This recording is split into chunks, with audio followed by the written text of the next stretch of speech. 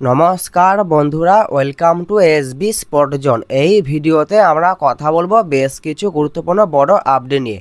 বেশ কিছু গুরুত্বপূর্ণ বড় আপডেট বেরিয়ে আসছে। এই আপডেটগুলি আজকের এই ভিডিওতে তোমাদেরকে জানাবো।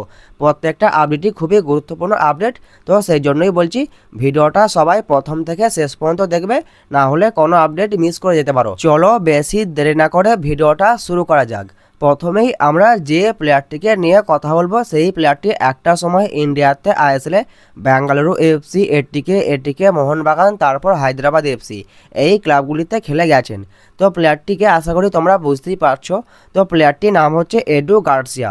তো এই এডু গার্সিয়াকে নিয়ে একটা আপডেট বেরিয়ে আসছে, এই আপডেটটাই তোমাদেরকে প্রথমে জানাবো। তো যে আপডেটটা বেরিয়ে আসছে সেটা হলো যে এডু গার্সিয়া তিনি আবার ভারতে ফিরতে পারেন, এরকমই আপডেট বেরিয়ে আসছে।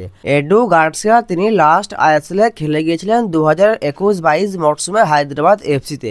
তো সেই হায়দ্রাবাদ এফসির তরফ থেকেই তাকে একটা অফার পাঠানো হয়েছে এবং হায়দ্রাবাদ এফসি তার সঙ্গে কথাবার্তা চালাচ্ছে, এরকমই একটা আপডেট বেরিয়ে আসছে এই এডু গার্সিয়াকে নিয়ে। এডু গার্সিয়ার এখন বয়স হচ্ছে 34 বছর এবং তার মার্কেট ভ্যালু অনেকটাই কমে গেছে। তার মার্কেট ভ্যালু হচ্ছে 80 লাখ টাকার মতন। তো তিনি বর্তমানে যে ক্লাবে খেলছেন সেই ক্লাবের সঙ্গে তার কন্ট্রাক্ট শেষ হয়ে যাচ্ছে এই বছরই 31শে মে। তো এই প্লেয়ারটিকে সাইন করাতে হায়দ্রাবাদ এফসির কোনোরকম কোনো অসুবিধা হবে না।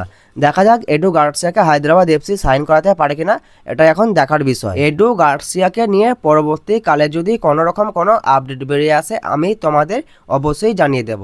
এরপর আমরা কথা বলবো আহমেদ জাহুকে নিয়ে। তো তোমরা আহমেদ জাহুর ব্যাপারটা আশা করি সকলেই জানো। তিনি ওড়িশা এফসি ছেড়ে চলে গেছেন এবং তিনি কাউকে না জানিয়েই তিনি ওড়িশা এফসি ছেড়ে দিয়েছেন। তো আশা করি আহমেদ জাহুর ব্যাপারটা তোমরা সকলেই জানো, তো সেটা নতুন করে কিছু বলতে চাই না। কিন্তু আহমেদ জাহুকে নিয়ে এখন লেটেস্ট যে আপডেটটা বেরিয়ে আসে সেটা হলো যে আহমেদ জাহু তিনি একটা ক্লাবের ম্যানেজার হিসেবে যোগ দিয়েছেন এবং তিনি ফুটবল থেকে রিটায়ারমেন্ট নিয়ে নিয়েছে। আহমেদ জাহু তিনি ফুটবল থেকে অবসর নিয়ে নিয়েছেন এবং তিনি তার জীবনে একটা নতুন অধ্যায় শুরু করতে চলেছেন। তো তিনি যে ক্লাবের ম্যানেজার হিসেবে যোগ দিয়েছেন সেই ক্লাবটির নাম হলো আমল আল আরিউ। তো এই ক্লাবে তিনি ম্যানেজার হিসেবে যোগ দিয়েছেন। তো আহমেদ জাহুকে নিয়ে তোমাদেরকে এই আপডেটটাই জানানো ছিল, এই আপডেটটা তোমাদেরকে জানিয়ে দিলাম। এরপর আমরা কথা বলবো ইস্টবেঙ্গল এফসিকে নিয়ে। তো ইস্টবেঙ্গল এফসিকে নিয়ে তোমাদেরকে যে আপডেটটা জানাবো সেটা হলো যে আশা করি তোমরা সকলেই জানো যে ইস্টবেঙ্গল এফসির কোচ অস্কার বুজো তিনি তার পছন্দের 3জন বিদেশিকে ইস্টবেঙ্গলে নিয়ে আসতে চাইছে। তো দুজনের নাম আমি তোমাদেরকে অনেক আগেই জানিয়ে দিয়েছিলাম। তারপর 3 নম্বরের যার নামটা ছিল তার নামটাও তোমাদেরকে জানিয়ে দিয়েছিলাম। তারপর তো 3 নম্বরে যে নামটা ছিল সেটা হলো আসরর গফুরর। কিন্তু এখন লেটেস্ট যে আপডেটটা বেরিয়ে আসছে সেটা হলো যে এই আসরর গফুরর এই প্লেয়ারটির সঙ্গে ইস্টবেঙ্গল এফসি ম্যানেজমেন্ট তারা কথাবার্তা শুরু করে দিয়েছে এবং কথাবার্তা মোটামুটি অনেকটাই এগিয়েছে, এরকমই আপডেট বেরিয়ে আসছে। তো এই প্লেয়ারটির মেন পজিশন হচ্ছে ডিফেন্সিভ মিডফিল্ড পজিশন। এছাড়াও এই প্লেয়ারটি সেন্টার ব্যাক এবং রাইট মিডফিল্ড পজিশনেও তিনি খেলতে পারেন।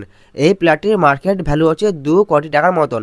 প্লেয়ারটি উজবেকিস্তানের প্লেয়ার। সব থেকে গুরুত্বপূর্ণ বিষয় হলো এটা যে ইস্টবেঙ্গলের শর্টলিস্টে অনেক বিদেশি সেন্টার ব্যাকের নাম রয়েছে, কিন্তু এই আসরর গফুরও তিনি একটা সময় অস্কারের আন্ডারে খেলেছেন।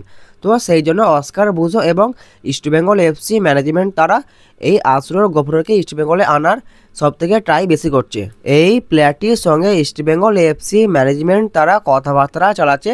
দেখা যাক তারা কথাবার্তা কতটা দূর এগিয়ে নিয়ে যেতে পারে, এটাই এখন দেখার বিষয়। তো পরবর্তীকালে যদি এই প্লেয়ারটিকে নিয়ে কোনোরকম কোনো আপডেট বেরিয়ে আসে আমি তোমাদের অবশ্যই জানিয়ে দেবো। এরপর আমরা কথা বলবো এফসি গোয়াকে নিয়ে। তো এফসি গোয়াকে নিয়ে তোমাদেরকে যে আপডেটটা জানাবো সেটা হলো যে আশা করি তোমরা সকলেই জানো যে এফসি গোয়াতে নতুন হেড কোচ আসবে। তো একটা কোচের নাম জানতে পারা যাচ্ছে, কোচটার নাম হলো স্প্যানিশ কোচ নাচো মনরেয়াল। তো এই কোচটার নাম জানতে পারা যাচ্ছে যে তিনি এফসি গোয়াতে আসতে পারেন এবং এফসি গোয়ার সঙ্গে তার কথাবার্তা অনেকটাই এগিয়ে গেছে, এরকমই আপডেট বেরিয়ে আসছে। তো আমরা যদি এই নাচো মনরেয়ালকে নিয়ে কথা বলি, তো তিনি তার ফুটবল ক্যারিয়ার থেকে 16ই আগস্ট 2022 সালে এবং 34 বছর বয়সে তিনি অবসর ঘোষণা করেছিলেন। তো তার এখন বর্তমান বয়স হচ্ছে 39 বছর।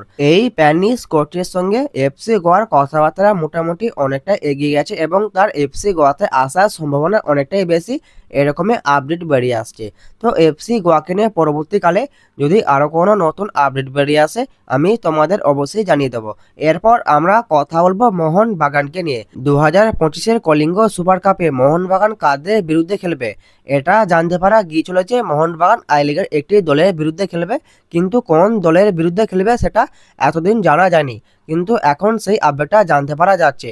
মোহনবাগান খেলবে আই লিগের ক্লাব চার্চিল ব্রাদার্স এফসির বিরুদ্ধে, এবং এফসি গোয়া খেলবে গোকুলাম কেলা এফসির বিরুদ্ধে, এবং বেঙ্গালুরু এফসি খেলবে ইন্টার কাশি এফসির বিরুদ্ধে।